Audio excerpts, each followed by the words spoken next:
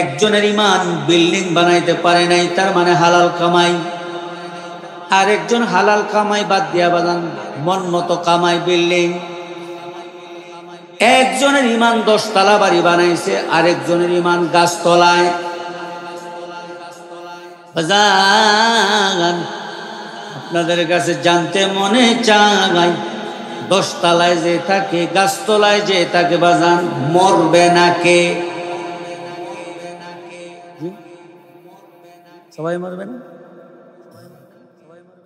10 তলায় যিনি থাকেন তিনিও মরবেন, গাছতলায় যিনি থাকেন বাজান আজরাইলের সাথে তারও জিয়ারত হবে। বাবা এই যে হাজার হাজার মাহফিল হয়, আলেম ওলামাদের মিলন মেলা উদ্দেশ্য একটাই, কি করে প্রত্যেকটা মানুষ দিনদার হইয়া যায়, নেককার হইয়া যায়, ইমান ও আমলওয়ালা হইয়া যায়। বাজান একজনের ইমান যখন বাড়তে থাকে, আমলের গতিও বাড়তে থাকে, জান্নাতের দিকে সে অগ্রগামী হইতে থাকে। আর একজনের ইমান যখন কমতে থাকে, আমলের গতিও কমতে থাকে। আল্লাহ মাফ করেন, কমতে কমতে কমতে কমতে এমন একটা পর্যায়ে চলে যায় খালি হাতে তার বিদায় হইতে হয়। পীরের পীরের পীর আমাদের শায়েখের শায়েখের শায়েখের শায়েখ হাকিমুল উম্মত আশরাফ আলী থানভী রহমাতুল্লাহ আলাইহি লেখছেন, একবার নজরকে যদি কেউ হেফাজত করে বাজান, মানে অপাত্রে আমার নজর চলে গেছে, বেগানা নারী, বেগানা নারী, বেগানা ছবি, সেটা মোবাইলে হোক, পোস্টারে হোক, বাস্তবে হোক, আমার নজর চলে গেছে। হাকিমুল উম্মত আশরাফ আলী থানভী রহমাতুল্লাহ আলাইহি লেখছেন, সাথে সাথে যদি নজর ফিরায়া আনে 100 রাকাত তাহাজ্জুদ নামাজের সওয়াব আল্লাহ তাআলা দান করেন। কেন? অপাত্রে নজর চলে গেলে ফিরায়া আনাটা 100 রাকাত নফলের চেয়ে কষ্ট কম না। মুসলমান বাজারে আমার, চক্ষু যেহেতু আল্লাহ আমাকে দিয়েছেন, চেষ্টা করা চোখটাকে সঠিকভাবে ব্যবহার করা। আমার মগজ দিমাগ আল্লাহ দিয়েছেন, চিন্তা চেতনার ক্ষেত্রে চেষ্টা করা, ভালো বিষয়গুলি ফিকির করা। জবান আল্লাহ দিয়েছেন, চেষ্টা করা জবানকে ভালো কাজে ব্যবহার করা। হাত আমার আল্লাহ দিয়েছেন, বডি আল্লাহ দিয়েছেন, শক্তি আল্লাহ দিয়েছেন। সবগুলাকে যখন আমি সঠিকভাবে ব্যবহার করব বাদান, এই 60-70 কেজি ওজন মানুষ, মাত্র 3.5 হাত বডির মানুষ, অঙ্গগুলি সঠিকভাবে ব্যবহার করার কারণে শুধু এলাকায় পজিশন হবে না, আল্লাহ পাক তামাম পৃথিবীর ভিতরে তার মর্যাদা ফেরেশতার চেয়েও বাড়ায়া দিবে।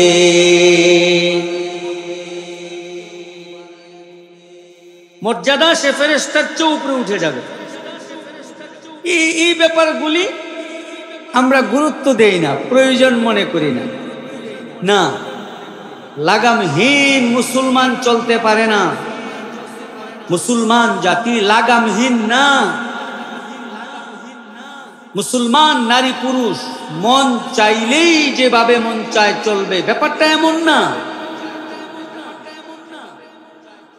বিসমিল্লাহির রহমানির রহিম।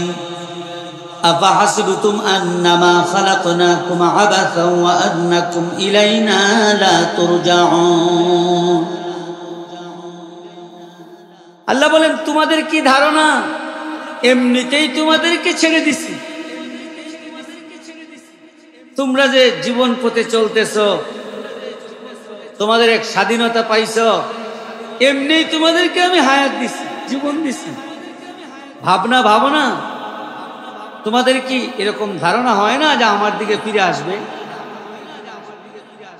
চোখের সামনে মানুষ মরতেছে, নিজের হাতে দাফন করতেছি, কত জানাজা যাইতেছি, তারপরেও দিল পরিবর্তন হয় না, আমল পরিবর্তন হয় না, জিন্দিগির গতি পরিবর্তন হয় না। তার কারণ ইমানের ভিতরে দুর্বলতা,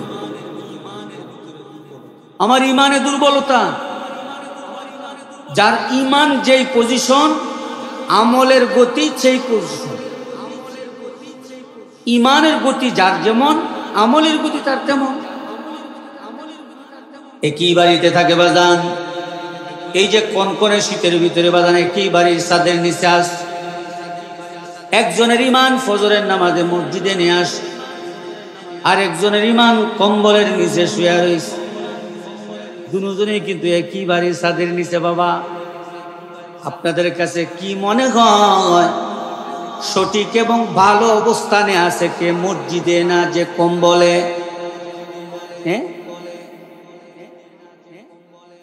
দুজনে ইমানওয়ালা, দুজনে একই বাড়ির বসবাসকারী, এমনকি দুজন একই মা বাবার সন্তান হইতে পারে, কিন্তু একজনের ইমান কনকনে শীতে মসজিদে পৌঁছায় দিল, আর একজনের ইমান কম্বলের নিচেই রাইখা দিল। মুসলমান বাবাজিরা আমার, একজনের ইমান বিল্ডিং বানাইতে পারে নাই, তার মানে হালাল কামাই, আর একজন হালাল কামাই বাদ দিয়া বাজান মন মতো কামাই বিল্ডিং। একজনের ইমান 10 তলা বাড়ি বানাইছে, আর একজনের ইমান গাছতলায়। বাজান, আপনাদের কাছে জানতে মনে চাই, 10 তলায় যে থাকে, গাছতলায় যে থাকে বাজান, মরবে না কে? সবাই মরবে না? 10 তলায় যিনি থাকেন তিনিও মরবেন, গাছতলায় যিনি থাকেন বাজান আজরাইলের সাথে তারও জিয়ারত হবে। বাবা, এই যে হাজার হাজার মাহফিল হয়, আলেম উলামাদের মিলন মেলা, উদ্দেশ্য একটাই, কি করে প্রত্যেকটা মানুষ দিনদার হইয়া যায়, নেককার হইয়া যায়, ইমান ও আমলওয়ালা হইয়া যায়। বাজান, একজনের ইমান যখন বাড়তে থাকে, আমলের গতিও বাড়তে থাকে, জান্নাতের দিকে সে অগ্রগামী হইতে থাকে। আর একজনের ইমান যখন কমতে থাকে, আমলের গতিও কমতে থাকে। আল্লাহ মাফ করেন, কমতে কমতে কমতে কমতে এমন একটা পর্যায়ে চলে যায়, খালি হাতে তার বিদায় হইতে হয়।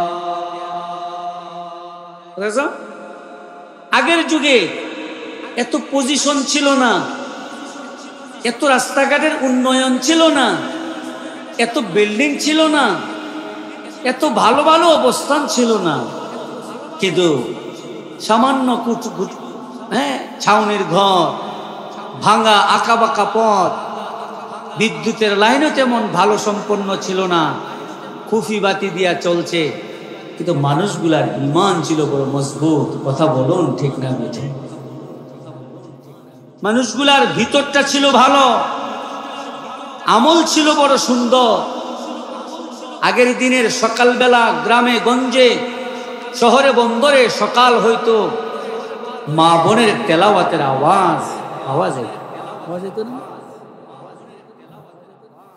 বিসমিল্লাহির রহমানির রহিম।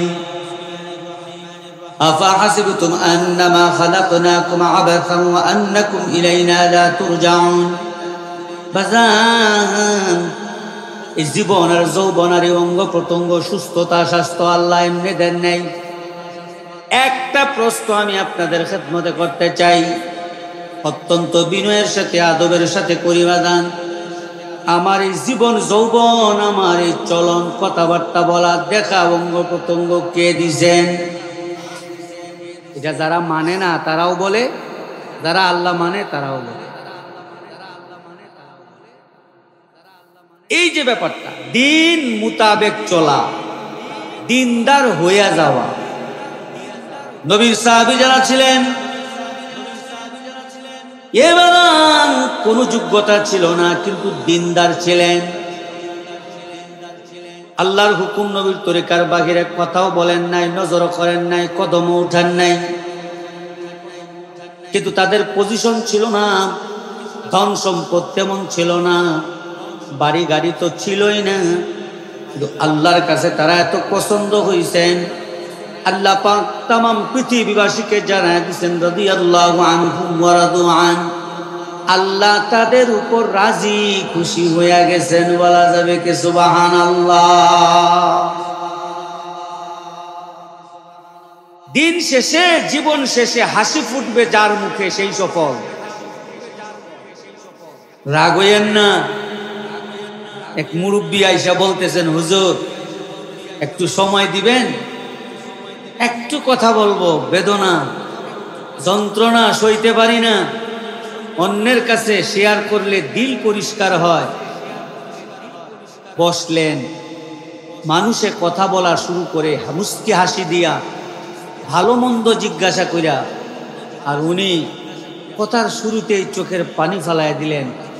বেদনার কান্না কাঁদতেছেন, কিছু কান্না দেখলেও কান্না আসে, ঠিক না? আমি টয়লেট টিস্যু দিয়া নিজের হাতে উনার চোখের পানি মুছলাম। বাবা, দেখতে শুনতে মনে হচ্ছে আপনি সমর্থবান, আপনার ভিতরে এত ব্যথা কিসে? সলমান, আমি যেন ওনার কান্না আরো বাড়ায় দিলাম। হুজুর, জীবন যৌবন শক্তি দিয়া গাড়ি বাড়ি যা কিছু করলাম, আমার জীবন শেষের দিকে এখন বর্তমানে আমার বিবি বাচ্চা আমাকে অনীহা করে, ভাবে ভঙ্গিতে মনে হচ্ছে আমাকে বাড়ি ছাড়া লাগবে। কার জন্য করলাম, কি জন্য করলাম, কার কাছে দুঃখের কথা বলবো? আমি জিজ্ঞাসা করলাম, মাসে আয় কেমন? উনি একাধিক লক্ষ শব্দ ব্যবহার করেছেন, মানে উনার মাসে আয় ইনকাম একাধিক লক্ষ টাকার উপরে শব্দ ব্যবহার করেছেন। তার মানে 4-5 লাখ টাকা উনার ইনকাম বর্তমান সময়ে। কিন্তু কথা বলতেছে চোখের পানি। উনি বললেন, হুজুর আমি এগুলি কার জন্য করলাম? আমি তো মরার আগেই দেখতেছি আমার শেষ, মৌতের পরে আমার কি হবে?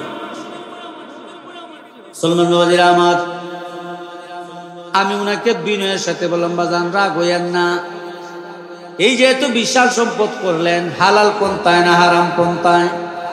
মাথা নিচু করে দিলেন।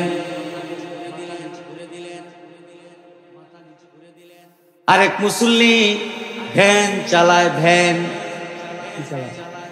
বিশুক চালায়, বিশুক,